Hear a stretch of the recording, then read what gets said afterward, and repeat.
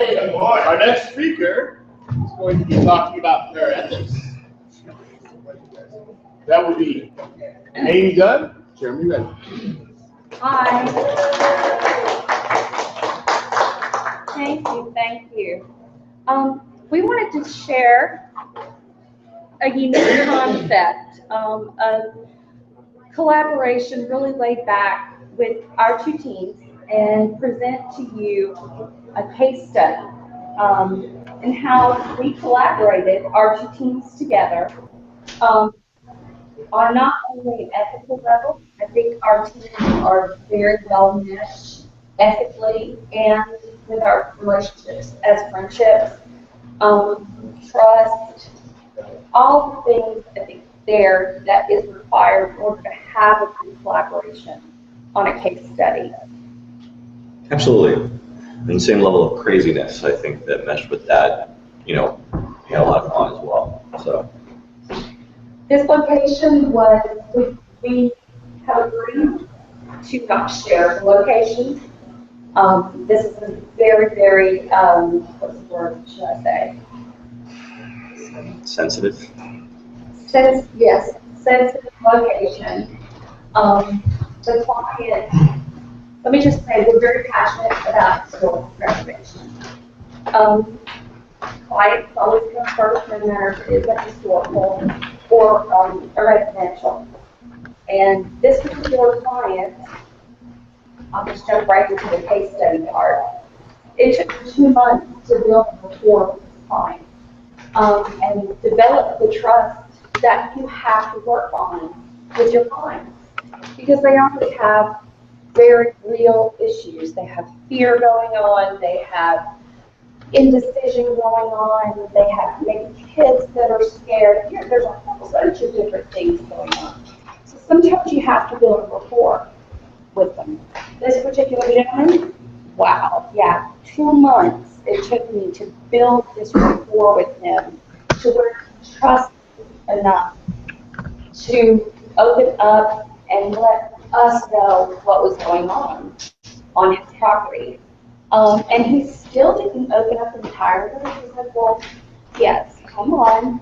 I would like you to take a look around and see what's going on, but not all the way until we got on site. And Jeremy can expound on that. Well, and also to expound on the location a little bit more, is that it is a historical location. The client has had numerous people inquire about, coming and, investigating the location. So it really said a lot for him to allow us to come and, experience the history and the property and to tell us his story. Absolutely. So. And his story, wow. Yeah. Go ahead. Yeah. Oh, his story?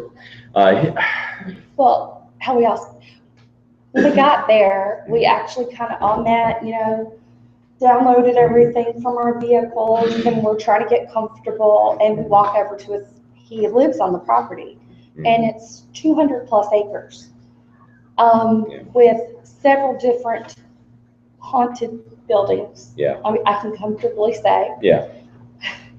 To say the least, on the property itself. So we all go into his living room. Jeremy, myself, Heather is on my team here. Heather, Jason. He's on my team. No, they're just strangers. We went into his living room and we did a little bit more interviewing that we like to do when we sit in person, and there's another side to that I'll share in a proper investigation what you should do. And we were asking his story, and he was very hesitant at first. He was kind of like, this is my history, this is my family. And then somebody asked a question, I think it was you, and the floodgates just opened. And he started pulling out maps. Oh, that was me. What was the question? Okay. History of the property. Okay. And that's when he asked him if he had a map of the place, and that's where he just started pointing stuff out. That's when he really opened up. Really opened up. Yes. Pulled out maps of the entire acreage. and how it had gone from in his family from generation to generation. Over 100 years. Yes. Yeah. How his family had suffered through the years, what he had lost, 2 sons, how he had lost them. It was unbelievable, the core of trust that actually filled with all of us there in that intake interview. Yeah. And then just experiencing his story and visiting with his wife as well, who has suffered illnesses. They were very old. His brother also lived on the property as well, and I wish we could just say what it was, but Yeah. give a little more insight. But overall, I think we can go ahead and say where it was. It's just the items, the location, what was in the location. Yeah. We can I'll go. let you say that. I think there's been a few people that have investigated this property already, but it was per city, just outside of Ocala. John Zappis and a team of us went in January, and it is deemed, John said this is the most haunted location I've ever been to. So for John Zappis to say that, wow, he's right. Are we going to hear back here what you said? What city is it? Kerr City. Kerr. Okay, thank you. It's not open to public investigation. Yeah. It's in the middle of the woods. It's like you enter a bubble, and then all sound just goes away. It's like pitch black. It's completely silent. It's very unusual. I've never experienced anything like it. It's like another dimension almost. No birds. You just enter this property and picture, if you will, being in a snow globe. And you're in that snow globe and no one else is in there. That's what it's like. It's unnaturally quiet. So. Yeah. But the other reason we did the interview the way we did, when you're doing any kind of historical, doesn't matter, fundraiser, residential, paperwork is so very important. Waivers of liability, it's so important for us, but also for your client. Makes them feel a little bit better that they're not going to be held liable. If you trip down a step and hurt yourself, that's going to be your responsibility to take care of. And it kind of makes them feel a little bit more at ease too, that, oh, they're taking this responsibility on themselves, so I won't be sued. Okay, great, I'll just sign that. So. And it's also good to have insurance as well. The locations that we had visited were very, very old. One particular location was, we couldn't even enter the front entrance. I mean, it was just being held together by termites. It was just, we had to be very, very careful, not to mention that on the inside, it just had a treasure trove of just stuff. I mean, like a hoarder's, like a historical hoarder's dream. So, definitely doing a walkthrough during the daytime to see what we're dealing with. Obviously knowing that where we're going to step, the floorboards, being able to walk upstairs, knowing where we can go up there, so that we, identifying the locations where we weren't going to fall through the floor. But for the most part, the first and foremost thing that when we do the walkthrough is obviously safety. So absolutely. Just to protect ourselves. Yeah. And bringing back professionalism and ethics back to the forefront is, we wanted our client to know that we respected him, we respected his space, we respected his story, and we respected his objects that were in those homes or buildings. And I'm going to say, and I think every one of us can speak for this, as we went through investigating, it was very difficult not to stumble across something that was a wow factor in history.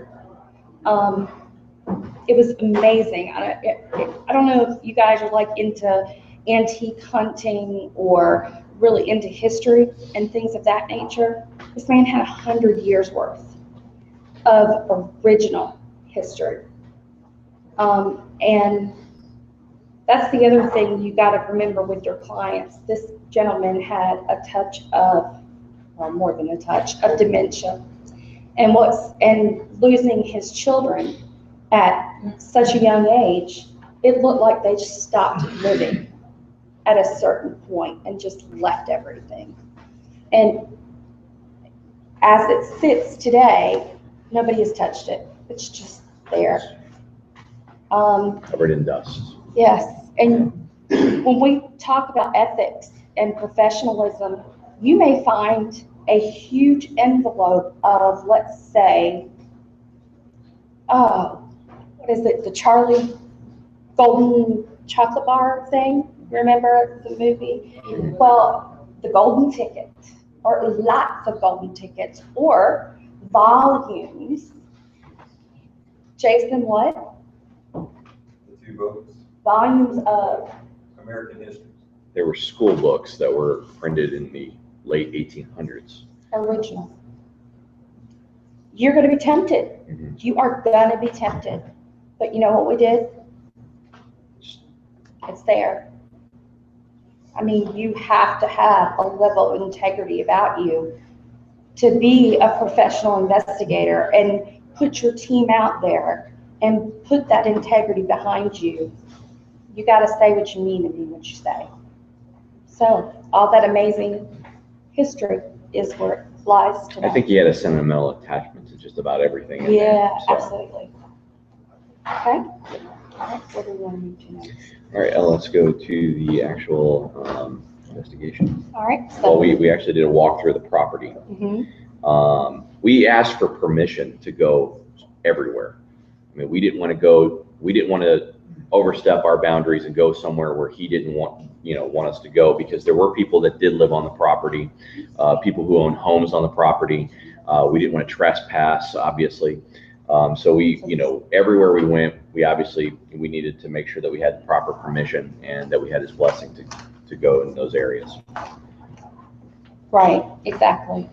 So that's when we started. First, again, there was a cemetery on the property. We had to walk the entire property, and then we went on down to what's called the post office. And we owned the grandfather's house. And there, which was next door. Yes. And then the little, I will leave out that horror story. There was a little building that we were, that were our quarters. We'll share that funny story for after if we have time. But when we walked the property, we were looking for, listening. We were using all of our senses. Visually, audio recorders with us the whole time, tagging things, because we wanted, from A to Z, you want to record that all the way through. You want to document that all the way through, so that when you come back to do your hardcore investigating, everything's quiet. And say, for instance, you're doing your walkthrough and there's claims of activity in the cemetery of a little girl that's singing, and you're doing your walkthrough and you have a little girl singing, and then you go back to investigate that same area and you have the little girl singing. Well, you can compare now. You can say, wait a minute, I've heard it in walkthrough, and now I've heard it again. Let me get my teammate, and this is where I like to talk about evidence integrity, because I want to know he was recording at the same timestamp I was. Let's listen to his. That's what good professional ethics is lining up all your evidence, not just going with one and say, oh, we caught something. Line up everything. And I'm going to share something that's outside of the case for a second. Sure. On evidence integrity, and I've got to give credit to Tim Molly for this. Tim, I wish that I had his 2 clips, but when I talk about evidence integrity, this is what I mean. There were 2 EVPs that were presented, and this is what the EVP said: go hide your wife and your daughter. In a very gruff voice, go hide your wife and your daughter. How would you react to that if you heard that? What would be your first reaction? Like a threat. Hmm? There's a threat existing. Threat? Yeah, there's something existing that's going to endanger someone. Or someone who's trying to help, you know, it's like a warning. Okay. Are you an investigator? Okay. Are you? Okay. Okay. All right. So, there was a second piece of audio. Downstairs, below the top floor, you know what the audio really said? There was a dog on the bottom floor, and he was shaking his ears, and they were playing with him going, good boy, good boy. It was the same exact audio, but it was distorted on the second floor to sound like a threat. To me, don't go with just that one audio and go, it's a threat. Can you imagine if you took that one piece of audio and brought it to the client? And then you plant that seed, and then, you're going to freak them out. Hide your wife and your daughter, they're going to move. Yeah. They're going to be like, no, burn this place. Yeah, burn it. So. And that seems to be one of the fears that these folks have is, should I move?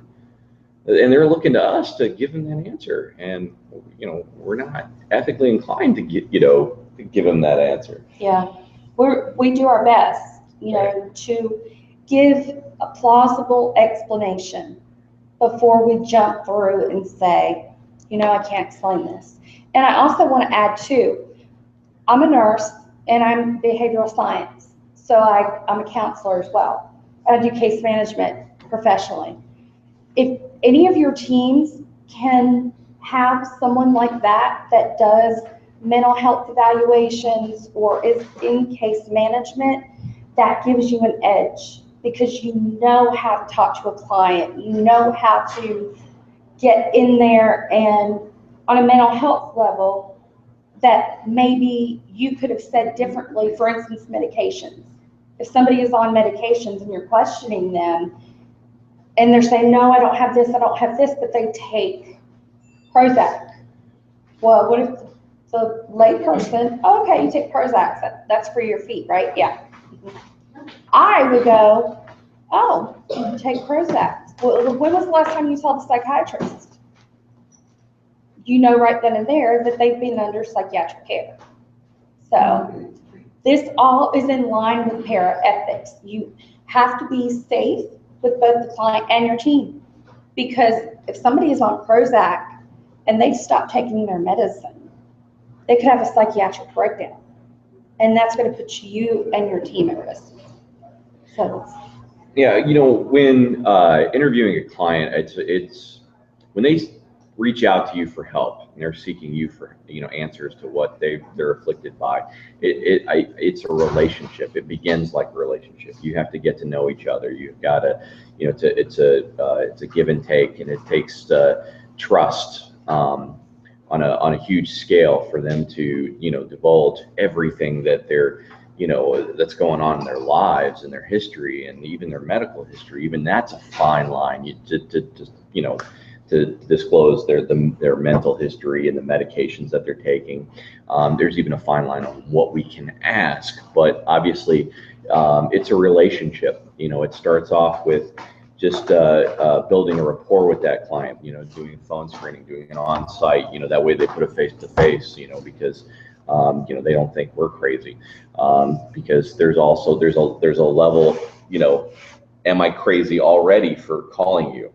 So, and then it's, and that's often what you hear. Yeah. Please don't think I'm crazy, but. Yeah. So, so I think that, relationship is a big part of, really getting in with a client and them opening up to you as strangers and telling you their life story before you even get to the root cause of what they're being, afflicted by. And now we're going to get to the meat and potatoes of the case study.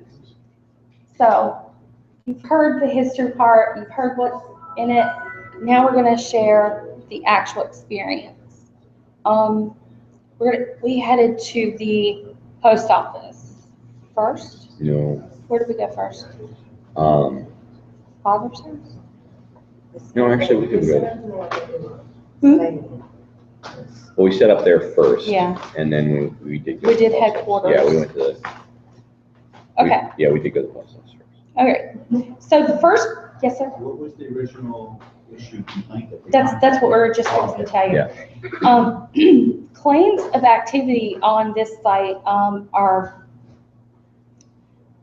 the post office that we were going to was claimed to have been a site of a multi-murder, where there was, Unsolved. yes, that it's still on the books, still an open case, that there was a nurse that was literally slaughtered in this house and a younger woman that was killed in this house. When I went in for the first time, I didn't know any of this information. And this is the other thing, that I would like to add. If you have a sensitive on your team, it's a good idea to keep a log as a sensitive and not start spouting out what you're picking up. Because again, you don't want to taint that investigation. You want to keep it rolling and keep investigating. But we went to the post office and I brought my black light because I knew that there was luminol that had been used to verify any kind of blood splatter. And also had multi-spectrum lights. We covered every possible, from motion sensors to REM pods to everything in that post office. I can tell you, and this was a first for Jeremy, total first, was a very uncomfortable place to be, very uncomfortable. There was evidence of blood on those walls under black light. So that kind of led us to our questioning when we sat down in that area. So I'm going to let you expound a little bit on that with the REM pod and obvious. We were running Oculus and we had a REM pod. You guys know what a REM pod is? Okay. So we had us sitting in the doorway of the back room where the murders had taken place, and we were sitting at the table, just running an EVP session while running an Oculus. This place wasn't always a post office. I think it doubled as a hospital as well, or a clinic. Yeah. A clinic, okay. The doctor's office It was a doctor's office. doctor's office, so there just goes walks over. Okay. Healthcare was involved. Yeah, healthcare was involved. I remember we were there. It's how it happened. It was still being renovated, so they had a kitchen table. We were all sitting at the kitchen table and asking questions and just listening to the environment and obviously trying to get beyond what was happening in the middle of the night. And at some point, we had the REM pod sitting in the back bedroom. What's that? Okay. The REM pod in the back bedroom, right there on the floor in the doorway between us and the bedroom. And we were having an EVP session at some point that thing just started just going off, and that's when crazy things started happening. Just the question that was asked. Every time we would say that we were going to leave, we were going to wrap up, That's the REM pod would go off. Yeah. And the REM pods are very specific. So, we were all a good, We were, how many feet? I'd say we were 50 feet away from it. Yeah, if this is in another room, in the middle of the doorway. The thing with me was the Oculus, the EVP that we were running, the temperature drops, and all going off at the same time. Now, we were throwing trigger names, words out there to try to communicate in the time periods. That's another thing in our investigations. You try to get back to the same time period. You ask relevant questions. We weren't in the office, so Jeremy's asking, how can I get package to Dr. So-and-so, or I just fell and broke my hip and I need an injection. Where should I go? And the obulist said, the hospital. And not only, okay, that could have been taken as pure coincidence, but it hit target on every single question we asked, maybe not every single, but what, next 4 or 5? Yeah. Answered us correctly. Did it say injection? I think so. Who kind of rolled with that. Oh, who would I see if I needed to have an injection? Physician. I mean, that's what came back. And we were listening, and the red pod was going off at the same time.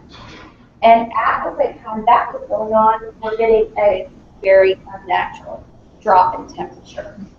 Now, the other things that were reported in this house is an entity that moved about the house from the area where we had the red pod. So, did we catch that activity? I think to some degree, yes, we did. At one point, we all felt great. There was one point after that good temperature drop that we said, no, we gotta get out of here. Yes. What was the average temperature drop when we had that other stuff? What would you guys say was a good temperature drop? A good 5-6 degrees. I mean, just. Yeah. It was an unnatural, Felt it too? yeah, it was an unnatural, it was to your bone. Like, we started like this, shivering. Heather and I were together, trying to warm each other's bodies, having a jacket around us, and finally, I think Jeremy's like, yeah, I think we should go, yeah. Nowhere else on the property that I feel as bad as that location. But I think the thing is when when you're investigating, we deal 99% of the time in coincidences. So I mean, even though we felt bad there, we were getting answers to our questions on the obulus, it doesn't necessarily mean that it's it's paranormal. That it's So I mean, even when we're investigating, you have to take all these things into account. You record your notes. You record the activity. But you have to also be choosy on what you disclose to the client. I mean, is it relevant based on the claims and the documentation that you're trying to provide? And if it's relevant, can you do anything about it? Yeah. If you can Does the control client it? want anything done about Yeah. it? Yeah. Big thing.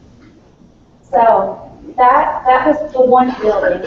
I think that we're able to validate some of the claims on that.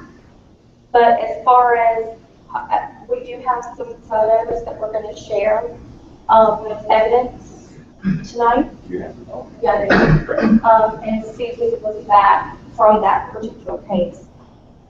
So from there, we went from what was called the post office, which at one time was a fully functional post office.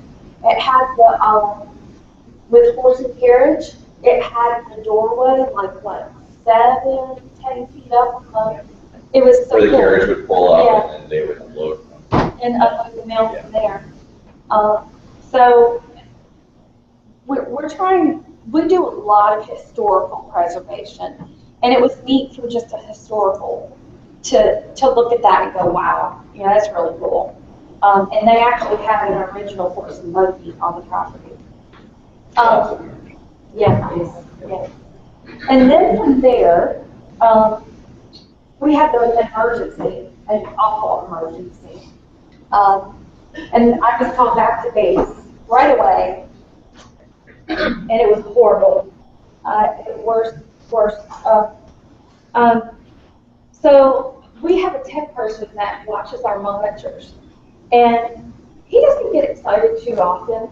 He doesn't freak me out too often. He knows better. Gets on the walkie. He says, Amy's not gonna like this. Okay. we need to come back now? Yeah. I'm like, good God. So we go back, and this is just, part of the investigation of where we were sleeping that night. So I'm thinking, holy crap, what's in our room? What are we sleeping with tonight? Needless to say, we caught some organic material. Man, and some solid figures moving about. Evil eyes, too. Oh, sweet. Oh, yeah. There was mice everywhere. Oh my God. At that point, we just had to take a break. I did anyway. And I said, get the hell out! What are you staying there tonight? We're going to the camper. And we actually halted the investigation to pack up the house, and then continue to investigate after We we did. were done. I'm like, they were crawling all over our sleeping bag. Everything. And Wes, my tech guy, he's watching it, and my bag with all my clothes and everything's wide open. And I'm like, I'm looking at it on the camera, I'm like, why did you go chasing out of my bag? Instead of walking, watch where it's going. Did you want to make sure? I think his exact words was, it's not what you think it is, but you're not wrong. So, we wanted just to bring light to the investigation too, because stuff like that happens all the time. Especially. And then this one right here sends me a picture of a backpack with a mouse on it. I mean, I'm like, so good, okay? And she goes, too soon? And then I have a mouse in my house like that. Like, so yeah, so that was a fun stuff. So, getting on through that, yeah, we did. We packed up the whole house in like 15 minutes. Yeah, I left all the, just left the DVD and left, we just Yeah. put it in the house. Let's Grab our go. stuff and left. So then we went to what we call, or he calls, the grandfather's house. Now, in this building, wow. I had actually done a read on this building before I had any foreknown knowledge or anything. And what I got in this building were several rapes, assaults on little boys and women in this house. They were collaborated by the owner. There was a gentleman that they would allow to come stay on site, a male, that lived in the upper room. In the upper room, there's another space that, how can I explain it, had a rocking chair in it, and that was quote unquote his space. Not so nice up there. There's also reports that there's possibly some sort of negative entity portal. Now, I don't know how you guys feel about portals. I think everybody has their own concepts and beliefs on those. But I will say that was not at all a great feeling building to be in. I mean, you even said you're about That's as bad as the post office, but I mean, there was the post office was empty for the most part. It was being renovated to be a cabin, whereas the grandfather's home had so much history and just there were so many objects in there. The things that we had found, they had an old what was it? 1800s, spindle, yeah, which he was very particular about. Yes. And obviously books, some of the things. I mean, it was just a pile of just stuff everywhere. There was loose floorboards on steps and the things that. And we want to talk about that. I would like to. Yeah, absolutely, go ahead. Here's the other thing that was unbelievable to us. We were all like, wow, because I had been to this location before. This is why I wanted, Genesis to experience that with us, because we had talked about collaborating on a case. We trust each other. Same thing with Proof, with Red and Perry. We network. That's what we do. Our good teams, we want to work together to benefit the clients or the historical location, whatever we need to do. But anyway, we go to the grandfather's house, and I just told you the history of it, the mount and the negative energy. Well, we're going up the steps, and there's one of the steps were kind of like separated but loose. I was like, So I go to push it back, and there's a crack in it. I'm like, wait a minute. And I, honest to God, did not know that it would come apart. So I pulled it, and I'm looking down there. No way. I pull it up, wedge it as much as I could, and I get it out. Here's the other thing about ethics and professionalism. Don't damage anything. Respect the space as well. So I made sure if I couldn't lift that without damaging anything, I wouldn't have. She sent me out to get a crowbar and dynamite. Yeah, we created a new step outside. We're replacing them. So we lift the thing, and I called Jeremy. I'm like, Jeremy, check this out. And I have one of those lights that turns, and it was a crawl space underneath. There were 3. Was it 3? Moonshine jugs. Originally capped. Originally. Yeah. And they were the old handled one.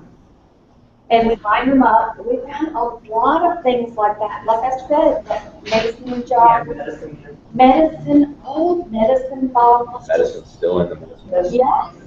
Yeah. And it was like, if you're like me, and we were all like this, and it was almost like the time zone thing. You walk in, and you lost all sense of time.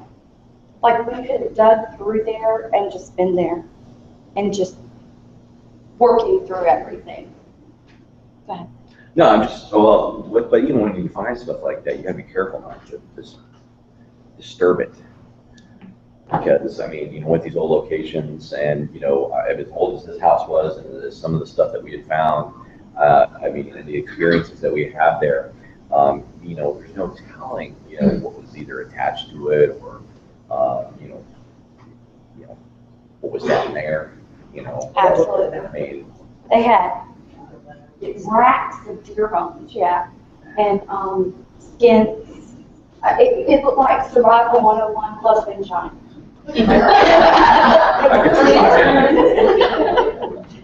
So, wow, it was really, really interesting. So, we investigated that side of the house, of course, all over that house.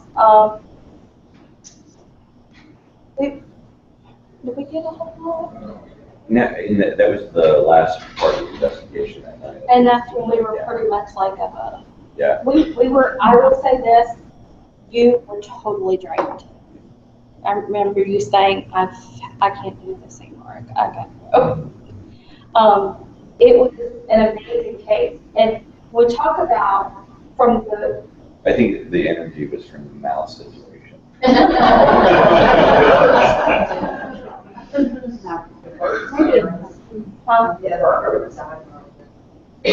Oh yeah, I forgot about that. What was that, a monkey?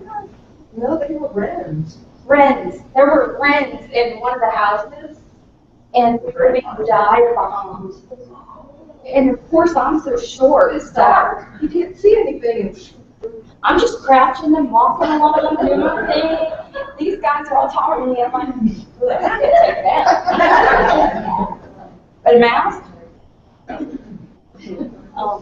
I think, so sharing what you're hearing about the case, seeing the relationship of 2 teams that collaborated together, doing signatures, getting permission, going through a very difficult property, history-wise. From a sensitive point of view, it was tough. There were some points that were very tough. And at one point, and everybody can, I just had to start making my notes. And I walked off and just started making my notes. Because at that point, if you have, your sensitives, you don't want to taint that investigation at all. And then wrapping it up and making sure that you're looking at all your evidence. Again, going back over everything. Jeremy and I talked a few times, hey, what do you think about this? Saw that or whatever. Because you never just use one piece during review and go, here's my evidence. And everybody plays a part. They really have to review it completely. Yeah. Good? Okay. And you know how it goes. Usually one investigation isn't enough to actually, capture evidence. So, I mean, we, even though that we didn't really yield much on our end, I mean, at the end of the day, we had to collaborate based on experiences, what was actually, caught on, audio, video. And at the end of the day, I mean, we have to decide, what do we add to our story and what do we not? What's relevant, what's not? What is based on what the client wants, what's important and what's not? What's the point? And at that point is where you close your case, you do all your paperwork for your case findings, and you determine from there your leads and go, what can we do? Can we control it? Can we not control it?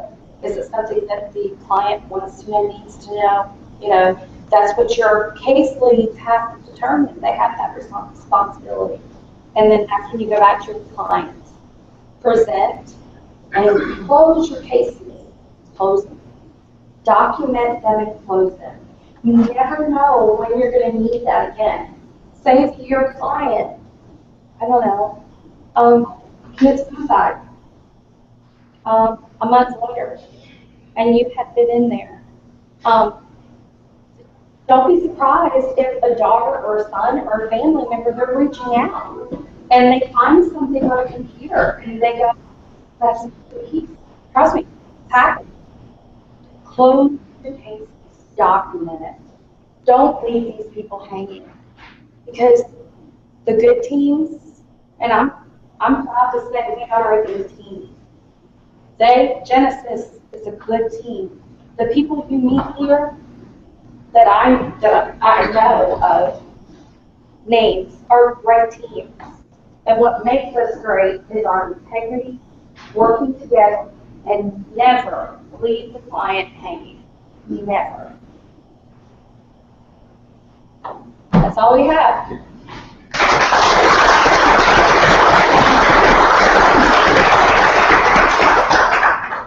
There was an amount of times that you would answer that or to make sure that you had everything you needed before you gave results, or does it vary from place to place?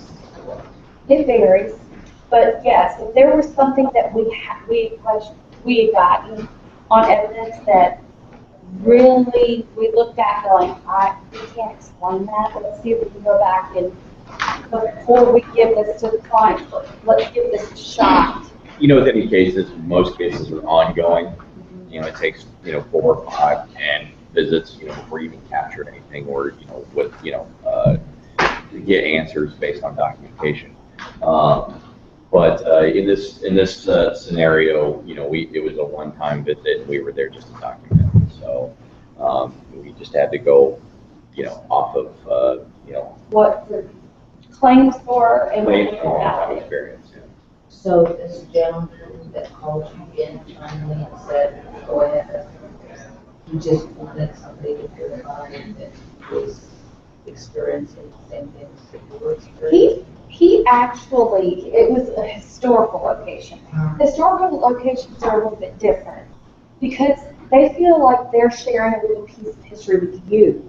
they actually feel like they're helping you. That's what he felt like. So he wanted us to experience his property. Is like I said, he had a little bit of dementia. So that's how he was coming across. But he did say, please let me know what you find.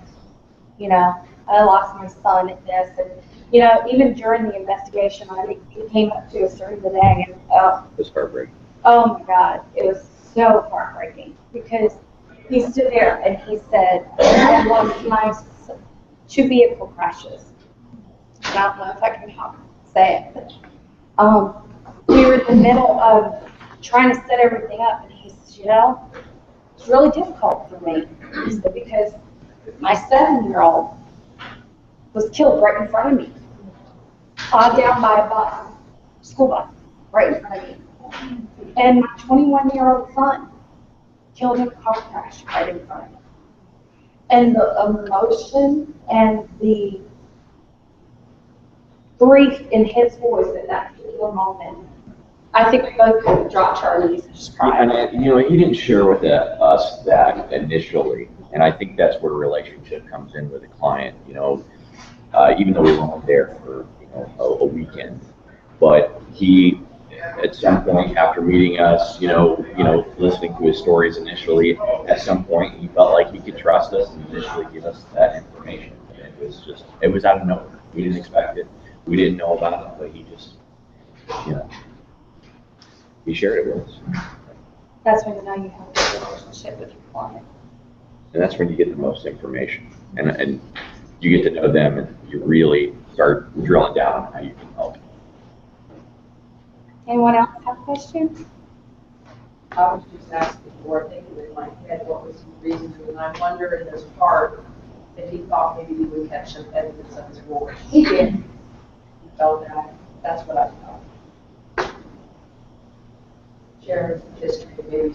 Even though we were there to document history, I think at some point he was just like, I wonder, while you're here. Did he say that? Yeah, Well, he kind of did in a roundabout way. I'm thinking that was reason for motivation of telling his story about his sons. I didn't think he wanted to come quite out and say, if you happen to, he didn't.